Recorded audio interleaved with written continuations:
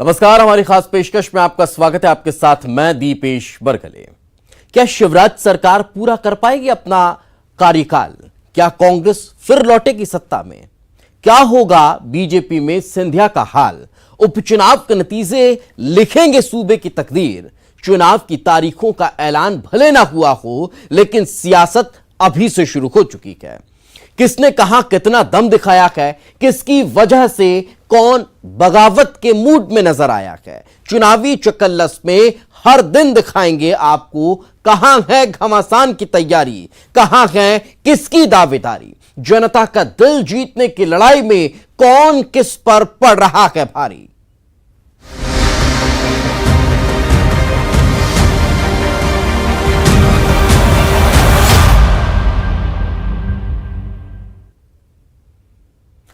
क्या राम मंदिर के माहौल में 27 सीटों पर भी बहेगी भक्ति की गंगा? वैसे आस्था से जुड़े मुद्दे हमेशा असरकारी ही होते हैं। क्या कमलनाथ का दिल खोलकर राम मंदिर निर्माण का स्वागत उसी सियासत का हिस्सा है? कांग्रेस की ओर से सोशल मीडिया पर बनाई जा रही कमलनाथ की धार्मिक छवि क्या 2018 के विधानसभा चुनाव की तरह फिर सॉफ्ट हिंदुत्व का रुख कांग्रेस कर रही है?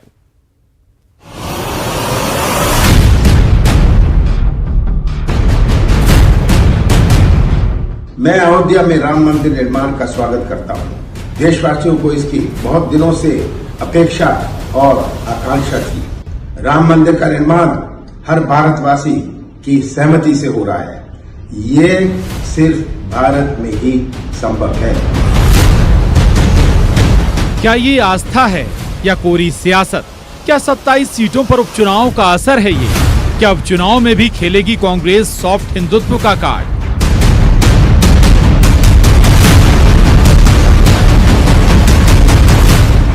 इस वीडियो पर गौर फरमाइए जरा।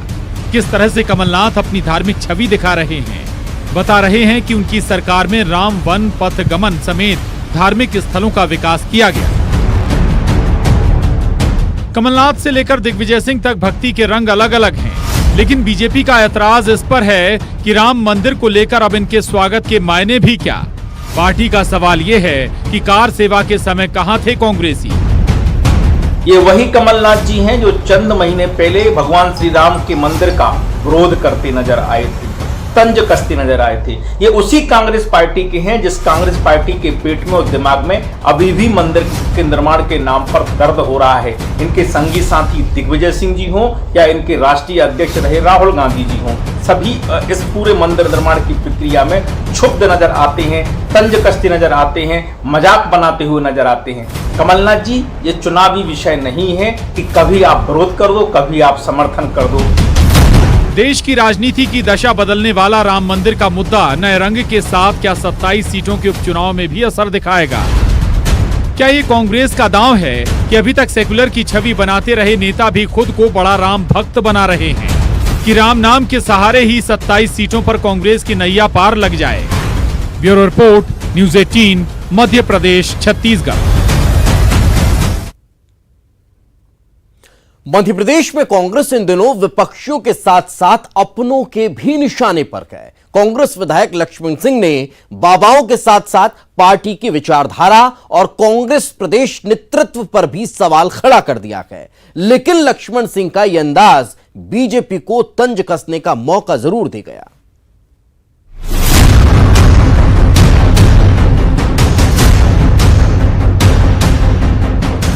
एमपी की सियासत में बाबाओं की भरपूर दखल है। उपचुनाव की आहट के साथ क्या फिर बाबाओं की भूमिका एमपी की सियासत में बढ़ने वाली है? तो पहले मध्य प्रदेश के पूर्व मुख्यमंत्री और राज्यसभा सांसद दिग्विजय सिंह के छोटे भाई और कांग्रेस विधायक लक्ष्मण सिंह के इस ट्वीट को देखिए।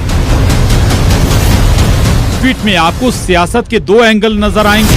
पहला ये कि बाबाओं का दखल पिछली शिवराज सरकार से लेकर सत्ता से बेदखल हो चुकी कमलनाथ सरकार में भी रहा और अब की शिवराज सरकार बाबाओं को निशाने पर ले रही है। तो इन्हीं बाबाओं के लिए विपक्ष आवाज बुलंद कर रहा है। ये तो ट्वीट का एक पहलू है। अब जरा लक्ष्मण सिंह के इस ट्वीट को फिर से पढ़िए। दरअसल लक्ष्मण सिंह एक बार फिर बाबाओं के बहाने अपनी ही पार्टी और पार्टी के दिग्गज नेताओं को निशाने पर ले रहे हैं। हालांकि जब लक्ष्मण सिंह का ट्वीट सुर्खियों में आ गया तो फिर उन्होंने एक वीडियो जारी कर एक लिहाज से सफाई भी दे दी। मैंने हाल ही में तांत्रिक बाबाओं को लेके एक ट्वीट किया है कि उनका राजनीति में दखल नहीं होना चाहिए। मैं साधु संतों का बहुत आदर करता हूं और नर्मदा परिक्रमा जब मैंने भाई साहब के साथ करी थी और उसके अलावा भी कई साधु संत मैंने ऐसे देखे जो महान पुरुष हैं और राजनीतिक बात नहीं करते हैं। अगर हम संत हैं, साधु हैं, तो हमें राजनीतिक दल से या राजनीति से दूर रहना चाहिए। यह तो एक स्वाभाविक बात है। लेकिन कुछ तांत्रिक बाबा लोग राजनीतिक पार्टी का प्रचार करते हैं और राजनीति की बात करते हैं, उनका मैं घोर विरोधी हूं और इसी को लेकर मैंने ट्वीट किया। वैसे ये पहली बार नहीं है जब लक्ष्मण सिंह अपनी ही पार्टी पर बिफर पड़े हैं। कमलनाथ सरकार में मंत्री पद न मिलने से रुष्ट रहे लक्ष्मण सिंह नेतृत्व तक को निशाने पर लेते रहे हैं। इधर लक्ष्मण सिंह के ट्वीट पर प्रतिक्रिया भी तंज के लहजे में ट्वीट के जरिए तुलसी सिलावट ने दी। सिलावट लिखते हैं, सवाल पूछने पर आपसे भी कह दिया जाएगा सड़कों पर उतर जाइए, जैसे सिंधिया से कहा था। वैसे गृह मंत्री नरोत्तम मिश्रा ने इस बहाने न केवल एमपी कांग्रेस के दोनों दिग्गजों पर निशाना साधा, बल्कि कांग्रेस की विचारधारा का अंत भी करार दे दिया। दोनों का आचरण आपने देखा होगा। भाई ने भी वो मिर्ची बाबा का यज्ञ और जाने कौन कौन से यज्ञ कराए थे। खैर मैं महात्माओं पर, संतों पर नहीं जा रहा। मेरा तो ये कहना है कि एक बात उनकी ठीक है कि मूल विचारधारा ही लुप्त हो गई कांग्रेस की, इसलिए कांग्रेस सुप्त हो गई। वो लुप्त और ये सुप्त। इसी अवस्था में कांग्रेस आगे विचरण करने वाली है और मुझे नहीं लगता कि अब कोई भविष्य कांग्रेस का। एमपी में मिर्ची बाबा हो या कंप्यूटर बाबा, चुनाव के दौरान खूब चर्चाओं में रहे। हाल ही में कंप्यूटर बाबा के अवैध जमीन पर बने आश्रम के खिलाफ नोटिस भी हुआ है। वैसे भी बाबाओं का बड़ा वर्ग सत्ता की मलाई काटने में पीछे नहीं रहा, लेकिन बाबाओं के नाम पर यहाँ सियासत नई नहीं है। हालांकि ये सियासत का ही रंग है। इसमें माहिर शख्स विरोधियों को निशाने पर लेने के लिए बाबाओं को भी हथियार बना लेता है। लक्ष्मण सिंह के लिए भी बाबा महज एक साधन है अपनी बात कहने के लिए। Bureau report, news 18, Madhya Pradesh, Chhattisgarh.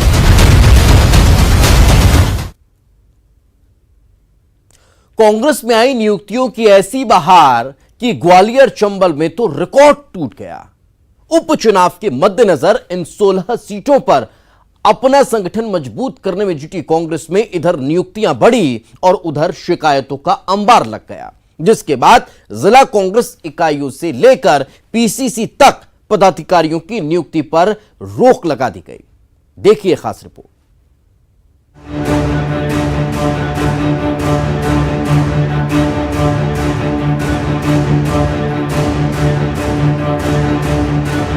विधायकों के इस्तीफे कांग्रेस के लिए सिरदर्द बन गए हैं, लेकिन कांग्रेस के लिए अब एक और नई मुसीबत खड़ी हो गई, जहां पीसीसी में शिकायतों का अंबार लग गया है।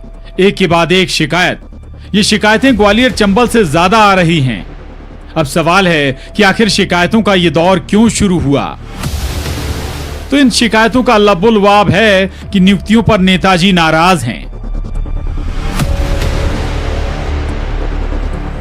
कहते हैं घर में शादी हो तो शादी अच्छे से निपट जाए, इसके लिए ताऊ, फूफा जी सबका खासा ध्यान रखना पड़ता है। भाई कोई मुंह ना फुलाए। यही तो कांग्रेस भी चाहती है कि उपचुनाव से पहले चुनाव में किसी तरह का कोई मनमुटाव ना हो, कोई भीतरघात ना हो। लिहाजा कार्यकर्ता से लेकर नेताओं को खुश करने की कोशिश में एक के बाद एक नियुक्तियां होती गईं, जिला स्तर पर भी और प्रदेश स्तर पर भी। इन्हीं नियुक्तियों पर अब स्थानीय नेताओं की नाराजगी की चिट्ठियां पीसीसी में आ रही हैं।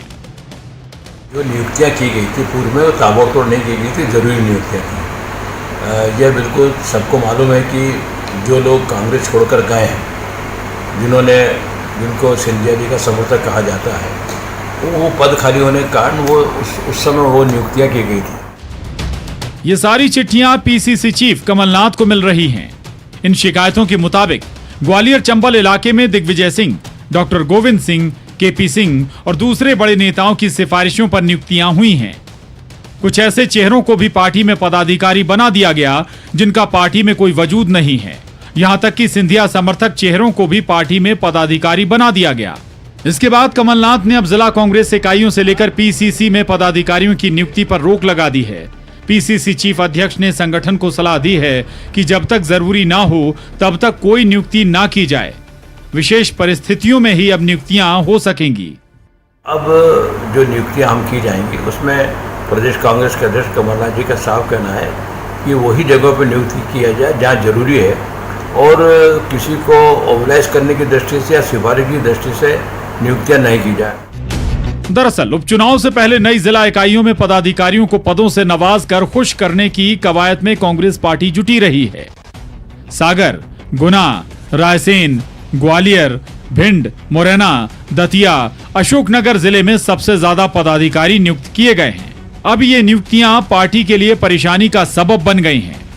किसी एक व्यक्ति को नियुक्त किया गया और राजनीतिक दलों में लोग होते हैं एक दूसरे के विपरीत में, तो उनकी शिकायतें आती है, परंतु ऐसी कोई गंभीर शिकायतें प्राप्त नहीं हुई कमलनाथ जी को। उनका केवल निर्देश ये है कि उचित और पार्टी के लिए उपयोगी नियुक्तियां ही की जाए। इन शिकायतों पर बीजेपी ने भी तंज कसा है। वो तो ये कह रही है कि नियुक्तियों ने कांग्रेस में हावी गुटबाजी को उजागर किया है। राजनीतिक दल का चरित्र उजागर होना चाहिए, पता चलना चाहिए आखिर इन्होंने पदाधिकारी बनाए कितने हैं, कुल कितने उपाध्यक्ष, महामंत्री और मंत्री इन्होंने बनाए हैं। जरा कांग्रेसियों के सामने उजागर हो जाए, मीडिया को सारी सूची जारी हो जाए। और यही कारण अब गुटबाजी का बन गया है। आरोप प्रत्यारोप आपस में कर रहे हैं। मुझे लगता है आने वाले दिनों में ये भीषण होगा। नेता और कार्यकर्ता को खुश करने के लिए कांग्रेस पार्टी की कोशिश अब उसके गले की फांस बनती जा रही है। संगठन को मजबूती देने और नेताओं को साधने के लिए उठाए गए इस कदम पर कांग्रेस के अंदर खाने में विरोध के स्वर तेज हो रहे हैं। अब इससे कैसे कांग्रेस पार पाएगी? भोपाल से अनुराग श्रीवास्तव के साथ bureau report, news 18, Madhya Pradesh, Chhattisgarh. 22 सीटों के बड़े झटके के बाद जो जोर के झटके कांग्रेस को जोर से ही लगे हैं, उनमें नेपानगर की भी एक सीट है। नेपानगर सीट से कांग्रेस का दामन छोड़ बीजेपी को ही सुमित्रा देवी और इधर कांग्रेस ने बिकाऊ और टिकाऊ का मुद्दा उछालना शुरू कर दिया है। बाकी अपने क्यों पराये हुए हैं, ये कांग्रेस की निजी पीड़ा है। नेपानगर की सियासत में इन दिनों एक ही शोर सुनाई दे रहा है और वो शोर है, आप ही सुनिए। कांग्रेस कैसे इस शोर से जनता के बीच जोर शोर से जाने की कोशिश कर रही है। नेपानगर में कांग्रेस से विधायक रही सुमित्रा देवी कासडेकर ने इस्तीफा दिया और बीजेपी की हो गई। लेकिन तब से कांग्रेस पूछ रही है, मैडम जी कहां हैं? बीजेपी में जाने के बाद तो जनता का हाल जानने की ना तो पूर्व विधायक ना ही बीजेपी को फुर्सत है। ये आरोप सुनिए जरा। कार्यकर्ताओं पे विश्वास है कि कमलनाथ जी की सरकार 15 महीने बहुत अच्छी चली है। कमलनाथ जी की सरकार के आधार पर हमारे कार्यकर्ता काम करेंगे। अब कैंडिडेट होता है कहीं कहीं कभी कहते हैं कि परिवार में 4 लोग रहते हैं तो चारों दूसरे भी रहते हैं, एक आध गड़बड़ निकल जाता है तो परिवार में ये गड़बड़ निकले हैं तो सिखाएंगे, हम लोग सबक सिखाएंगे उनको कि कैसे अब तो आते मैदान में आओ, तो मैदान में आएंगे तो फिर हमारे सब कार्यकर्ता उनकी लड़ाई। अभी जैसे गुटबाजी का सिस्टम चल रहा है हर पार्टी में, तो कांग्रेस में भी गुटबाजी चल रही है? नहीं, कोई गुटबाजी नहीं है। हमारा जो कैंडिडेट, हमारी जो पार्टी की नीति है कि हमारा जो सर्वे वगैरह हो रहा है, सर्वे में जो कैंडिडेट आएंगे जो अच्छा उसका परफॉर्मेंस आएगा किया जाएगा, गुटबाजी के खिलाफ नहीं। ये तो आरोपों का दौर है जहां बीजेपी इन सारे आरोपों पर कांग्रेस पर तंज कस रही है। नेपानगर की जंग जीतने के लिए बैठकों का दौर जारी है। बिकाऊ कितने टिकाऊ के साथ ही बीजेपी को कांग्रेस विधायक चुराने वाली पार्टी बताने पर आमादा हो गई। एक बार फिर सुनिए, नेपानगर में नापतोल कर नहीं बोले जा रहे हैं बोल। नेपानगर सीट के प्रभारी व हरदा के पूर्व विधायक आर.के. दोगने कांग्रेस कार्यकर्ताओं में जोश भरने का काम कर रहे हैं। बिकाऊ कितने टिकाऊ का मुद्दा यहां कांग्रेस उठा रही है। और कोरोना के पैसे खा जा रही सरकार, तो वह बाकी तो थोड़ी आपकी है, तो ये इससे चल रही है। कांग्रेस चल रही थी और मैंने बताया ना कि चोर पार्टी है भाजपा, और वो चोरी कर रहे हैं हमारे विधायक। चोरी करके ले जाने का चोर का कोई धर्म नहीं होता है, कोई इंसानियत नहीं है, कोई मानवता नहीं होती है। वो हर तरह के काम कर सकता है, वही उन्होंने किया है हमारे साथ में। तो उसके लिए तो हम कुछ कर नहीं सकते, क्योंकि चोरों को रोकना बहुत मुश्किल पड़ता है। पुलिस भी नहीं रोक पाती, आपने देखा है। तो हम लोग कांग्रेस के लोग हैं, तो हमारे जो चोर गए हैं वो लोग देखते हैं कैसे आते मैदान में आए, तो जनता उनको सिखाएगी। जनता गाँव में घुसने नहीं दे रही है, उनके कुछ चल रहे हैं। अभी जितने लोग गए हैं, आपके यहाँ की कैंडिडेट भी आपके गाँव नहीं आ पाई होगी। मानदाता में चलता वहाँ भी गाँव नहीं आ पाया कैंडिडेट। बीजेपी इन आरोपों को सिरे से खारिज कर रही है। वो तो ये कह रही है कि कमलनाथ सरकार क्यों गिरी ये सबको पता है। बीजेपी का आरोप है कि छिंदवाड़ा में ही विकास होता रहा और प्रदेश में विकास के नाम पर जो हुआ उसकी नाराजगी विधायकों से कमलनाथ की दूरी ने ही पूरा सियासी सीन ही बदल दिया था। 1 2 3 4 5 10 तक गिनती गिनते थे और 10 दिन के अंदर किसानों का कर्जा माफ कर देंगे। उसके अंदर हमारी भोली भाली जनता और नेपानगर विधानसभा में आदिवासी ज़्यादा है, वो सीट भी आदिवासी है, इसलिए आदिवासी जनता बेचारी बह गई थी। तो मात्र 1246 वोट से हारी थी। इसलिए जनता देख चुकी है 15 महीने के अंदर कि कांग्रेस ने क्या वादे किए थे और क्या करा। और ये खाली कांग्रेस का वहम है। रिकॉर्ड मतों से यदि भारतीय जनता पार्टी सुमित्रा खारचक्कर को उम्मीदवार बनाती है तो जीतेगी। मैं तो ये कहता हूँ कि भारतीय जनता पार्टी जिसको भी उम्मीदवार बनाएंगे बहुत ऐतिहासिक मत से जीत के जाएंगे यहाँ।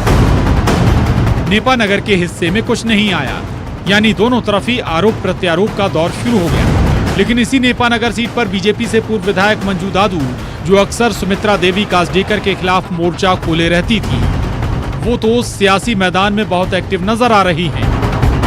बीजेपी कह रही है पूरी टीम जुट गई है नेपानगर के रण को जीतने के लिए। कासडेकर ने पार्टी ज्वाइन करी उस दिन से हमारी मंजू दीदी घर छोड़ चुकी है, वो क्षेत्र में घूम रही है क्षेत्र के विकास के लिए। कि वो जानती है कि जब सुमित्रा खारचक्कर को यदि ऊपर क्या नेतृत्व तय करता वो तो अभी हमें नहीं मालूम, किस आधार पर इसको लिया गया। यदि उसने विधायक की क्या किया है विधायक पद का, तो पार्टी उसको पुनः उम्मीदवार बनाती है खारचक्कर को, तो हमारी मंजू दीदी से लगा के, नंदू भैया से लगा के, छोटे से एक बूथ लेवल के कार्यकर्ता जी जान लगाकर उसको पुनः सरकार बनाने के सहयोग के अंदर अपना योगदान नेपानगर का होगा। नेपानगर में सियासी बिसात बिछ चुकी है। अब सवाल है कि जनता किसका साथ देगी। क्या हाथ के हाथ में होगा विजय का हार या फिर खिलेगा जीत का कमल। बुरहानपुर से शारिक अख्तर के साथ bureau report, news 18 Madhya Pradesh, Chhattisgarh.